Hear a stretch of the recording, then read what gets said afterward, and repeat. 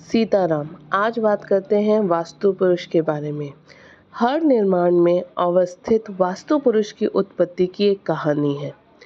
यह मकान, कार्यस्थल, व्यावसायिक कॉम्प्लेक्स, पाठशाला, तालाब, कुआं, मंदिर आदि प्रत्येक निर्माण स्थल पर विद्यमान है। हर निर्माण उसके शरीर पर किया जाता है।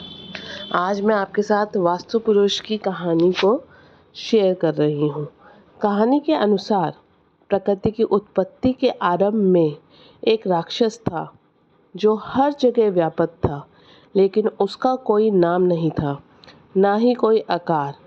उसने पूरे आकाश को ढक लिया और दुनिया को आतंकित करने लगा। देवों और इन राक्षसों में भयानक युद्ध छिड़ गया। देवों और इस राक्षस में भयानक युद्ध छिड़ गया। ब्रह्मा जी के मार्गदर्शन में सभी देवता इकट्ठे हो गए और इस राक्षस को कसकर जमीन पर दबा दिया। उसी प्रकार जिस प्रकार विजयी पहलवान अपने प्रतिद्वंदी के साथ करता है। ये 45 अधिदेवता उसके शरीर के ऊपर बैठ गए, जिससे भविष्य में उसके अशुभ क्रियाकलापों को रोका जा सके। ब्रह्मा जी ने उसे वास्तु पुरुष का नाम दिया, जो हर वस्तु पर उपस्थित रहता है। उसका शरीर ईशान और नेतृत्व दिशा में अवस्थित है। उसका पेट धरती की ओर है। ईशान मतलब नॉर्थ ईस्ट, नेतृत्व मतलब साउथ वेस्ट। उसका सिर ईशान दिशा में है यानी नॉर्थ ईस्ट में। मुँह, पंजे, पैर नेतृत्व यानी साउथ वेस्ट। दायां घुटना और दाईं कोहनी आग्नेय यानी साउथ ईस्ट में, और बायां घुटना और बाईं कोहनी वायव्य यानी कि नॉर्थ वेस्ट में है।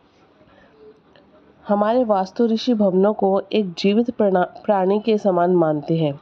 उन्होंने मकान को मानव शरीर की प्रकृति के अनुकूल बनाया, जिससे मनुष्य का शरीर सुरक्षित रहे और परिणामतः मानव शरीर अपनी अंतस्थ आत्मा की उन्नति के लिए सक्षमता से काम कर सके। जैन धर्म के 24वें और अंतिम तीर्थकर भगवान महावीर ने इस बात पर बल दिया कि आत्मा केवल मनुष्य, जानवरों और कीटों के शरीर में ही नहीं, बल्कि पेड़ पौधों, पत्थरों और मिट्टी में भी होती है। भारतीय मूल के वैज्ञानिक डॉक्टर हरगोविंद खुराना ने वैज्ञानिक रूप से इस बात को सिद्ध किया कि पेड़ों में भी भय, प्रसन्नता और भूख की भावना होती है, इसलिए उनके अंदर भी आत्मा है। वास्तु पुरुष भूखंड पर अवस्थित है। इसके पुष्ट अंगों यानी पीठ, हाथ, पैर और जांघा पर भार ढोने के लिए तैयार। उसकी नाभि और हृदय क्षेत्र ब्रह्म स्थान को आकाश की ओर खुला रखा जाता है। ईशान दिशा, नॉर्थ ईस्ट दिशा, जो वास्तु का सिर और मुख है, पर सबसे कम भार होता है। मनुष्य के शरीर में 7 मुख्य द्वार हैं। 2 आँखें, 2 कान, 2 नासिका रंध्र और 1 मुंह। ये 7 द्वार, जिन्हें यजुर्वेद और अर्थवेद में सप्तऋषि कहा गया है, हमारे शरीर के रक्षक हैं। यही देखभाल, यही सही सोच और प्रसन्नचित्त रहने से इस सप्तऋषियों को बल मिलता है। ये हमें स्वास्थ्य, धन और विवेक प्रदान करते हैं। वास्तु पुरुष के शरीर पर कुछ मर्म स्थान है, जैसे सिर और हृदय स्थान, जिन्हें कमजोर बिंदु समझा जाता है। इन कमजोर स्थानों पर कभी भी भारी वजन, स्तंभ या भारी वस्तु आदि ना रखें। इस प्रकार स्थान की बुद्धिमत्ता पूर्वक उपयोग करने से समृद्धि आती है और इच्छाओं की पूर्ति होती है। वास्तु पुरुष द्वारा अवस्थित स्थान को 4 भागों में बांटा जाता है: ब्रह्म स्थान, देव स्थान, मनुष्य स्थान और पिशाच स्थान। पिशाच स्थान होता है जो आपके घर के चारों तरफ की जगह होती है, उसको खुला रखा जाता है। आजकल छोटे घर और फ्लैट होते हैं तो खुला नहीं रखा जाता, पर जिसके पास ज़्यादा जगह है उसको चारों तरफ से खुला रखना चाहिए और उसको पार्किंग के लिए या बगीचा बनाने के लिए यूज़ करना चाहिए। ब्रह्म स्थान जो होता है वो बीचों बीच का एरिया होता है आपके घर का, वहाँ पर आप आंगन बना सकते हैं।